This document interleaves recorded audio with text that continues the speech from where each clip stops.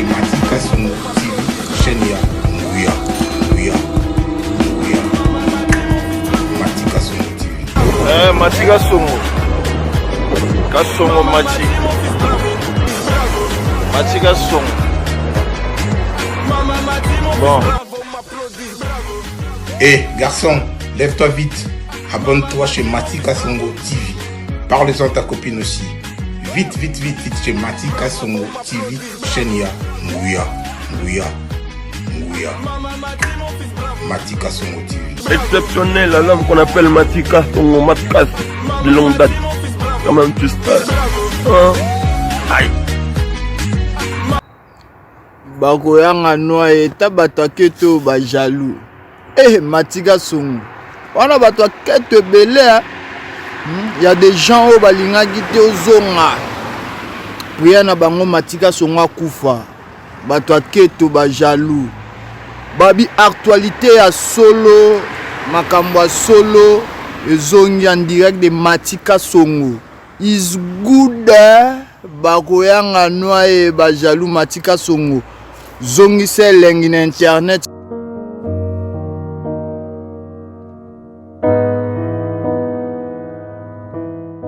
Événement. Le maestro de la musique africaine Fabregas, le métis noir. Bonsoir la France. Ça c'est la danse du moment mondain.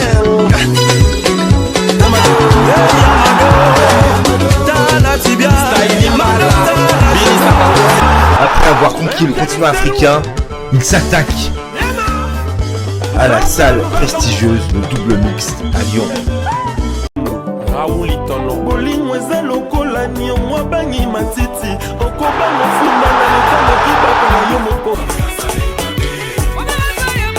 Le 13 mars 2021 à 19h.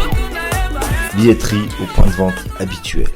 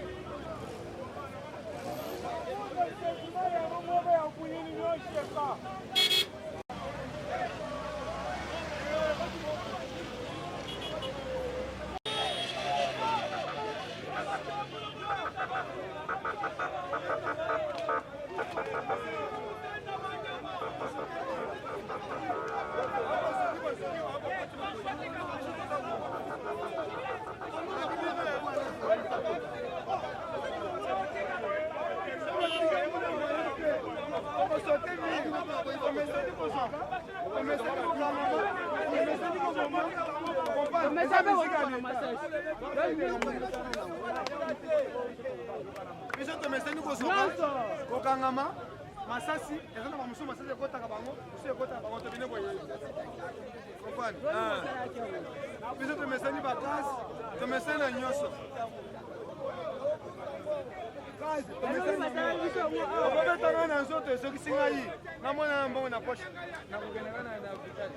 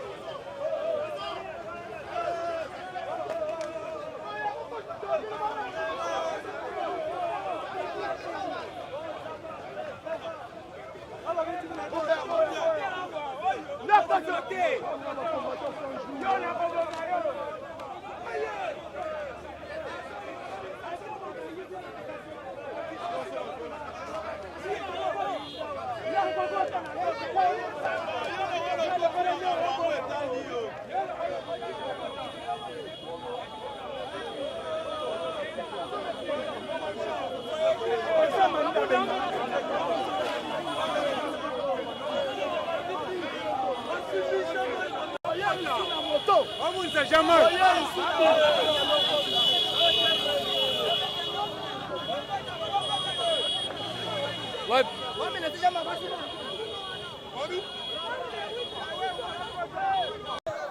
Voilà donc très chers fidèles téléspectateurs, merci de nous avoir suivis partout où vous êtes sur votre chaîne Ndengue Zalakaka. Comprenez que nous sommes bel et bien ici à la Palais du Peuple, non loin des stades de Martyrs. Nous voyons les militants de l'UDPS.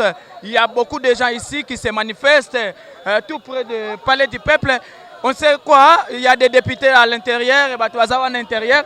Mais Tokozo Moutumoko, vous expliquer qu'est-ce qui se passe ici. Bonjour Toto. Bonjour papa. Qu'est-ce qui se passe ici? Papa, tu as parlé du peuple. Tu as la magambo, il y a pétition et Mabunda en tant que président de l'Assemblée nationale. Mais magambo, ça en assemblée, ils sont conformes maintenant. Magambo, chef de l'État, a besoin de le peuple congolais. Pour Bisso, il y a des bango. Ils sont des bango tchaki bango place. Mais tout le monde est souci na bango. Ils ont pour la volonté na bango na bana na bango. Ils ont volonté à peuple. Il y a un moment où il y a un candidat méchant lelo. Mabunda soki alongwete biso to parler du peuple. Pour ça ya biso, ça ya mututé. Mais lobby déjà tout monde qui va buka qui déjà bakiti comme si ça moi. Ah wana eza bango na bango. Le losko biso base to yepe to soutenir bango. Peuple ou bien base? Peuple eza base eza nini? Peuple. Ah. C'est base qui décide. C'est base aboyi. Ce peuple aboyi, yango monto ya ebele, pour tous les chefs de l'État, tous les chefs de l'État na makamna tout. Donc c'est-à-dire pour la base, pour la population peuple, Mabunda a démissionné. A démissionné à Longwa, tous les soucis na été, tous les posés susté, ba Longwa. Voilà. Mais par rapport il y a Sénat, est-ce que ils ont ça les magistrats? Bango nyonso tous na bango ba Longwa. OK. Voilà, merci beaucoup. Donc nous causons pour ça Koloba. Il y a Makambozo, les Kassiko, on a parlé du peuple Toza. Déjà, tout le monde déjà. Population motivée, mobilisée pour la pétition. Il faut, Janine Mabunda, il faut démissionner. Azad déjà démissionné. Par rapport à Janine Mabunda. Nakoloba boye, peuple congolais, alingi susu, oyo babomi mboka te. Batulora ba Janine Mabunda, na balisanga na bango nyonso. Babomi mboka oyo.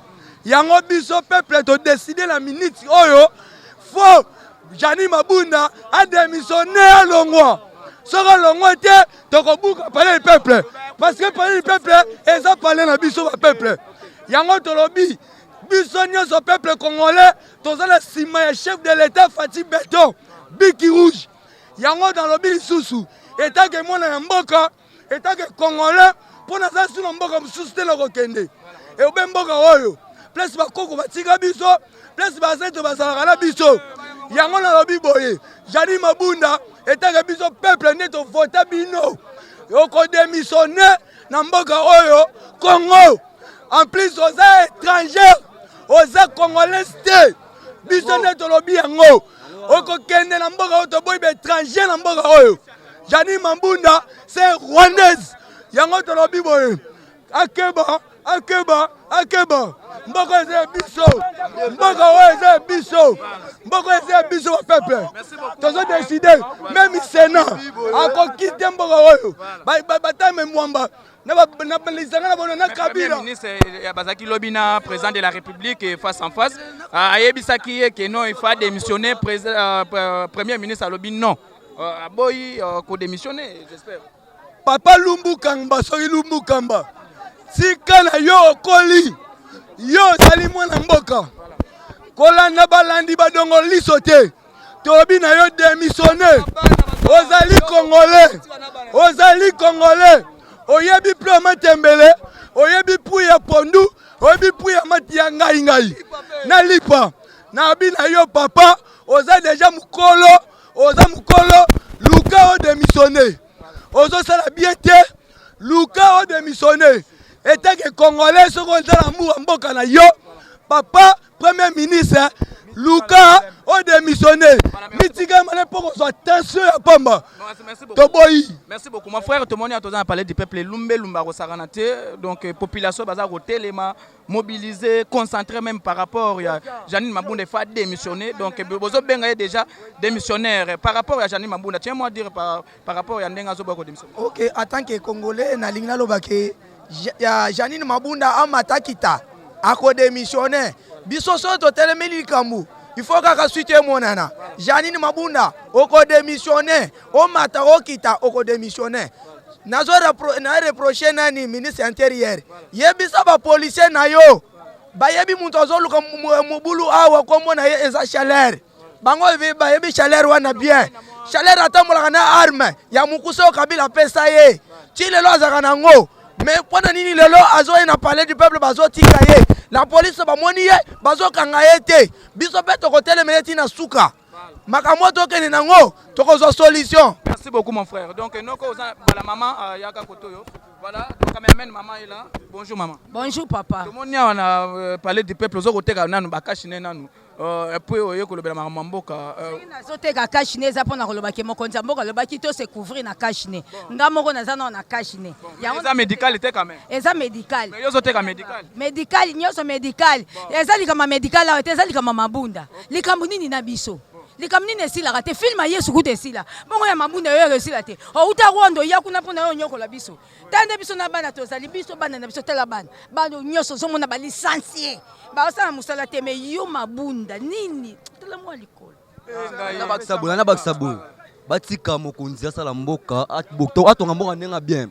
Parce que tu bango ta pendant 16 à 17 ans et le remords te discuter plutôt. Biso pe na ton biso ba tout ça à l'aise.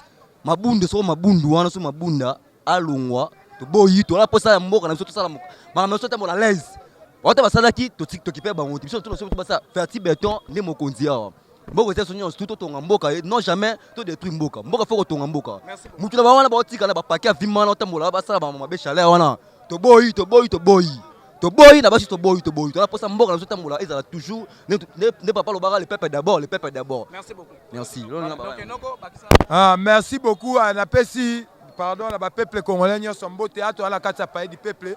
Le loto ye pona likambo ya kozwa majorité, tala ndenge ba policier na biso bazali ko intercaler biso to kota attaque population mais nazo pesa bango liloba ya suka o ezopesa biso kanda toza na opportunité ya kosala nyonso mais bakeba na kati po tozozela résultat bien tozozela résultat bien o etali peuple congolais se retrouver chef de l'état bato oyo tie ba disponible bakengela nation ba policier baza triqué par FCC. Merci beaucoup. Donc, voilà, merci. Noko, bonjour. Bonjour Ndeko. Voilà, donc tout le monde a déjà lumbe moite par rapport à la population à IDPS, Bozoko s'est mobilisé contre Janine Mabunda. Qu'est-ce qui se passe?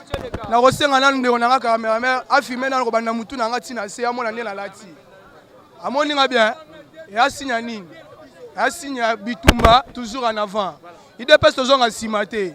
Même Fatia yebi que soit sali mabe to telemina ye. Ayebi anata wana te po ayebi ke ndenga za wana po na biso o banani o kabila achaye wana rien.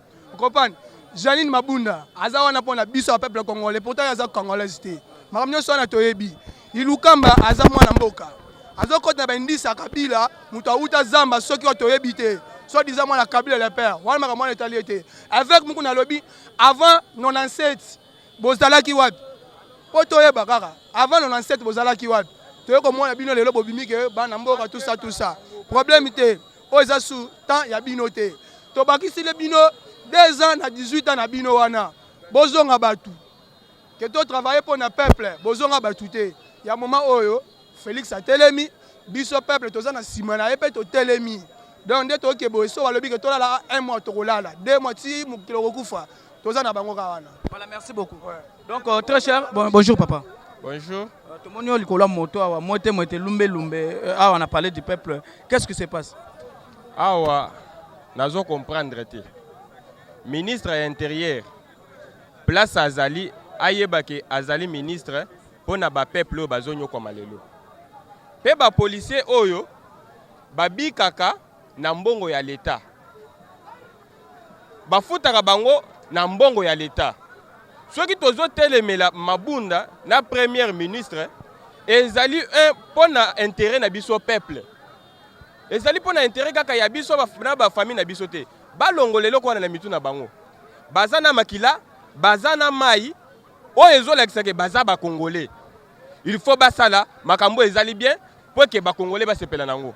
Pona nini ko soutenir mutu oyo bosfandi na 18 ans bomone le côté. Na mawa to bakisi libino 2 ans, bosale le côté. Bozo continuer kaka na ba même bêtise. Toko tolérer ngote atamukie. Biso tozo telemela bango ti bakokima babosani balipapa na bango oyo balati na makolo. Mabunda ko bosana soki talo na ye alati abosani yango tambo mwamba bosani cravate na ye. Toza na bango ti bakokima. Mboko eza ya biso eza ya bango te. Mboko eza ya biso nyonso. Nani asomba mboko oyo? Ano bake ye muto asomba mboko oyo, to tikele mboko yango. Mboko eza ya biso nyonso bakoka na biso bakunda bango na babele oyo. Bakokende bakosika mboko oyo. Mais par rapport à la présence du chef de l'État, na premier ministre face en face lobby, tant à ça qui vraiment il faut démissionner, mais premier ministre à lobby non. Ye premier ministre on a nommé. Mouton nommé chef de l'État. Ce chef de l'État lobby qui a démissionné à Boyi. Peuple toza c'est ma chef de l'État.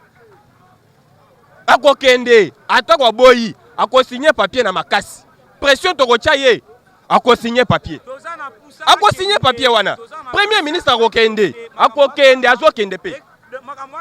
Azokende. Voilà, merci beaucoup. Lilo basuka na bayimboka oyo baye na combattre oyo batika na bandaku bazali banda mboka par rapport ya mot de la fin na makambo ezo koleka. Bandeko batikali na bandaku. Leur chef de l'État lobaki alobi na minoko nyonso. Alobi na chiluba botelema. Musale bandi. Alobi na sawili pona bawo bazolo basawili botelema. Musale bandi. Na Kikongo minoko nyonso lobi mutu nyonso yoki na munoko na ye. Bakoki kofanda te ezali kambu ya mboka. Batelema to bundela mboka. Batelema ebele bakufi pona indépendance ya mboka oyo. Ebele bakufi parce pasi oyo tozalaki nango esila. Soki bazo fanda, bazo zela bakobunda mukoloni. Batelema to banda ko bitumba. Bitumba bandi yango oyo. Merci papa nanga. Voilà, merci beaucoup. Comprenez, nous sommes juste à la fin. Ça commence toujours. Bazos de la base, Moussouya, Bakutana, Bassa manifestation. Moi, je vous dis merci. Restez toujours ce côté branché sur votre chaîne. Bogard de la presse, toujours encore, je fais le travail selon la population congolaise. Qui pète, qui paraté. Partout.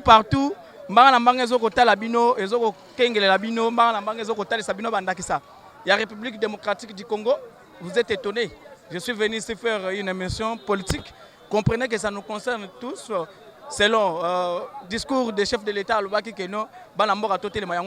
merci beaucoup Nadede Koko de Manasi ma caméra. Koko de Manazo Lelo Mabe. Quant à moi, je vous dis merci. Allez, Tokotani prochainement. Kitoko. Événement. Le maestro de la musique africaine Fabregas, le métis noir. Bonsoir la France. Start la danse du moment mondain.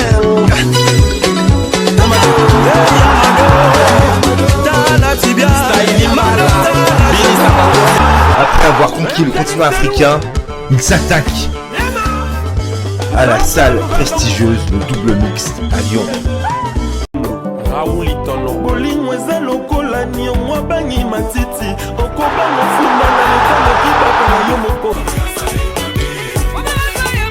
Le 13 mars 2021 à 19h. Billetterie au point de vente habituel. C'est Matika Songo TV, Chenia, Nguya. Matika Songo TV. Matika Songo. Kasongo Matika. Matika Songo.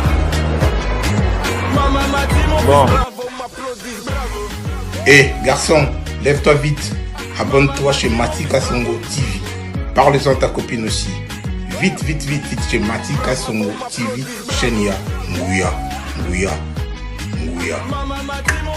Matika Songo TV. Exceptionnel, l'homme qu'on appelle Matika Songo Matkas de longue date. Quand même tu sais. Aïe. Bakoyanga noa eta batake to ba jaloux. Matika Songo. On a battu quelques belés. Il y a des gens au Balinga qui te zonga. Priya na bango Matika Songo kufa. bato aketo ba jaloux babi actualité ya solo makambo ya solo ezongi en direct de Matika Songo is good bakoyanga noye ba jaloux Matika Songo zongi se lengi na internet